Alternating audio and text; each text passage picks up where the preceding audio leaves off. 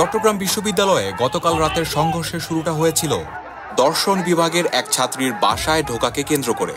প্রথমে দারোয়ানের সঙ্গে ছাত্রী ও তার সহপাঠীদের বাদানুবাদ, এরপর দারোয়ান সে ছাত্রীকে ধাক্কা মারায় উত্তেজনা ছড়িয়ে পড়ে পুরো ক্যাম্পাসে। পুরো রাতের এই তাণ্ডব গিয়ে থামলো সেনাবাহিনী আসার পর। তখন বাজে রাত 3:30। আমাদের দায়িত্ব আপনাদেরকে নিরাপদে রাখা, ঠিক আছে? কিন্তু সকালে গিয়ে ঘটনা নিল ভিন্ন মোড়।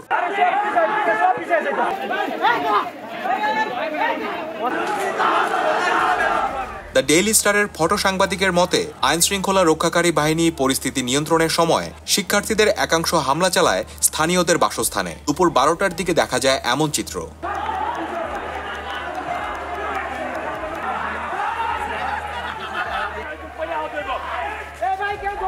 সে সময় থেকে দুপুর 2টা পর্যন্ত চলে সংঘর্ষ। আহত হন প্রক্টর, উপাচার্য, দ্য ডেইলি স্টারের 2 সাংবাদিক। সোশ্যাল মিডিয়ায় ছড়িয়ে পড়ে ভয়াবহ সব ভিডিও। এরপর ক্যাম্পাস সংলগ্ন এলাকা ও উপজেলার একাংশে জারি করা হয় 144 ধারা। ঘণ্টাখানেক পর পরিস্থিতি নিয়ন্ত্রণ নিতে ক্যাম্পাসে প্রবেশ করে যৌথ বাহিনী।